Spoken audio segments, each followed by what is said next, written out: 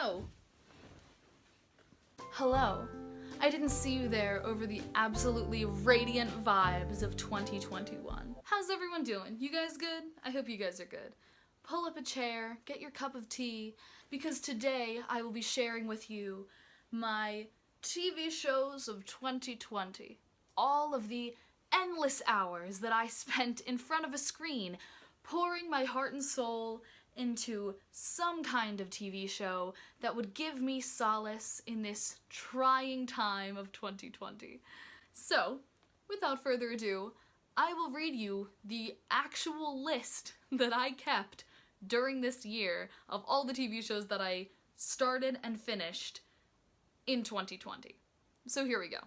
I'm just gonna list all of them off, and then once I do the list, I will go through every single one and give it a 1 through 5 star rating. By the way, this video will contain spoilers, so maybe don't continue this if you don't want spoilers. Okay, Sex Education on Netflix, I Am Not Okay With This, SKAM, Norway, Steven Universe Future, Brooklyn Nine-Nine, Red vs. Blue, RWBY, Killing Eve, Avatar: The Last Airbender, full rewatch when it got put on Netflix, Umbrella Academy Season 2, and then I rewatched Season 1, and then I rewatched Season 2. I rewatched all of SKAM again this past fall with my roommates. I watched all of The Owl House, Gravity Falls, Seasons 1 and 2. I watched the newest season of The Crown, Stranger Things, and all of New Girl Seasons 1 through 7. So, I did watch all of those shows and seasons from start to finish. I have all of my shows from college on here that I've watched, so I have freshman year shows and sophomore year shows and the summer in between as well. So like, this wasn't in 2020, but just to give an example, Derry Girls, The Marvelous Mrs. Maisel, Good Omens, Letterkenny, One Punch Man, Yuri on Ice, Schitt's Creek, Camp, She-Ra, Voltron, The Dragon.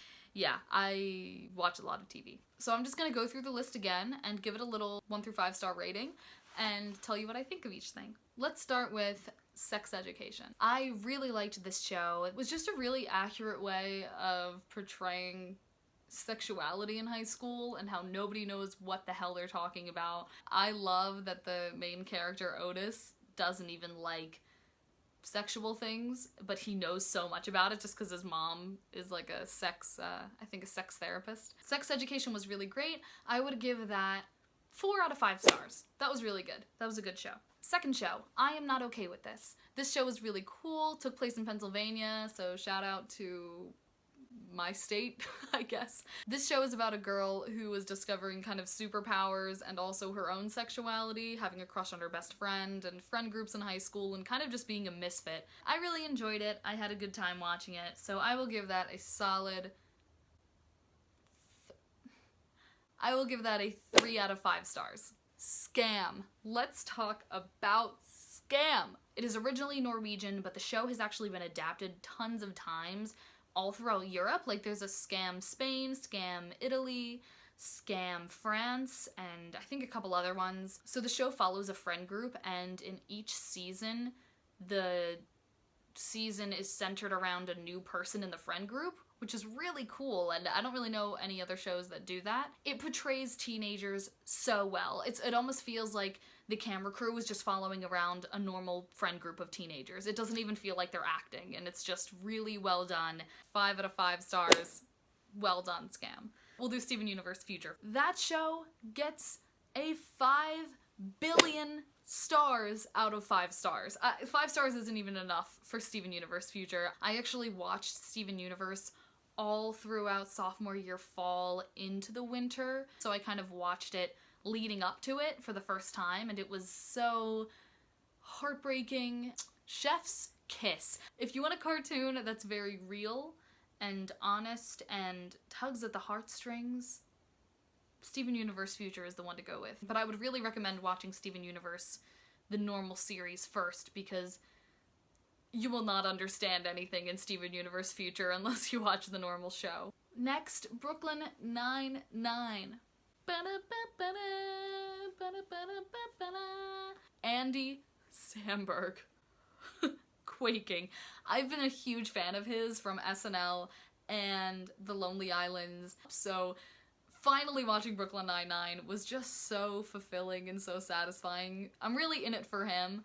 I'll give it a 4 out of 5 stars, because I don't want to give everything 5 stars. Would recommend. Go watch Brooklyn Nine-Nine. Very funny. I'm now realizing, going through this list, that 5 out of 5 stars is not enough for these ratings, because, like, obviously if I watched this show from start to finish, I really liked it. Like, I don't finish shows if I don't like them. So that should have been my first clue. But we'll keep going. Next up, we have Red vs. Blue. This was objectively the most hilarious show, one of the most hilarious shows that I've ever seen. This is one of those shows that will always make me laugh out loud. For my humor specifically, I know that it's not for everybody, and sometimes the show really, like, crosses lines a little bit, but I just think it's so funny. Not a single one of them has a brain cell. We're on season 18 right now, technically, with Red vs. Blue 0. So it came out 18 years ago, came out like around 2003, and I only just now watched it in 2020, and it's one of my favorite shows. So I will give this a 10 out of 5 stars because it's just on another plane of existence for me. It's so funny. RWBY, next up. This is an American anime also made by Rooster Teeth, and it's really interesting because it's kind of like 3D animation. Like, it's not the kind of normal 2D anime. It's like, it looks a lot like The Dragon Prince on Netflix. I would say that the show, for me, didn't really get great until season 7, and that was just the last season. I like the characters, and I like the different aspects of it, with them having superpowers and kind of weapons and stuff, and the music is my favorite part of the show. But the show writing, I don't even think really got good until season 6 or 7.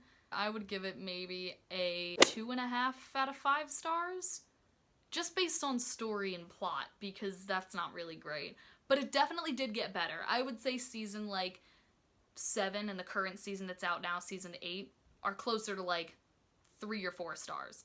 Next is Killing Eve. I would give this a 4 out of 5 stars because just objectively it's a really good show and it's really well written, but it's so graphic and very violent, so definitely check out some of the warnings if you're gonna watch this show because it's a lot. Avatar: The Last Airbender full rewatch. Oh god, so good. Avatar: The Last Airbender is a perfect show. That is a 5 out of 5 stars. No cap. Just the perfect cartoon. Last thing that I watched in the summer was Umbrella Academy, season 2. Hands down, much better than season 1, so I'll give it a 3 out of 5 stars. And we stay standing Klaus. My king! I watched the show for Klaus. And Diego. And 5. I watched all of the Owl House on Disney Channel, and it has my king, Alex Hirsch, voicing the character King. I didn't even need to do that. Not my favorite cartoon, because I feel like it's very similar to a lot of different things, other than the gay. The gay was great. The representation was really a cool aspect of it, especially being in a children's cartoon. It's good, it was just, like, not my favorite cartoon. I have a lot more favorites. I did a Gravity Falls full rewatch. I've seen the whole show already, but from start to finish, I haven't seen it since, like, middle school when it came out. So rewatching that was absolutely amazing because that's one of my favorite cartoons. So 5 out of 5 for Gravity Falls, as always. I watched the new season of The Crown. That gets a solid 3 out of 5. I don't really like dramas as much, but I do love the British royal family, so I will always watch The Crown. And the newer cast with Olivia Colman and Helena Bonham Carter, they really give the British royal family life, and they really give them, like, personalities that you don't really see normally in media. So I love The Crown. It was a really good new season. They introduced Princess Diana. Oh, and they introduced Margaret Thatcher, who was actually the mom from Sex Education, Gillian Anderson. So good. The next thing I watched was Stranger Things. I had seen all of Stranger Things before, but in high school when it came out. It's one of those shows where you can really, like, almost, you know, those boards with all the all the strings attached. It's like one of those things where you can like mentally picture like, oh, they're cracking this case while the kids are doing this, and Joyce and Hopper are doing this, and the people in the lab are doing this, and you kind of connect everything by the end of the show. Stranger Things is always good. I feel like that gets a solid 4.5 out of 5 stars. And lastly, I watched all of New Girl, seasons 1 through 7. And New Girl, I would say, also gets a 4 out of 5 stars because it's not my favorite comedy, but it's really, really funny. And my favorite characters were probably Nick, Miller, and Schmidt. Gave me cookie, got you cookie! That one was really fun. So that does it for my list of things that I watched in 2020 and my recommendations for everybody. I would recommend all of these shows, no matter what my ratings were. All of them were really well written, really well cast, and very engaging enough for me to watch it from start to finish. So thanks so much for watching, you guys. I really appreciate it. I hope you liked my TV show recommendations, and stay tuned tomorrow for the next VLOGuary video, and leave below in the comments if you guys liked these videos of just me talking, because I haven't done one like this before. I've just been singing all the time. Thanks for watching, you guys, and stay tuned tomorrow for the next video. Bye!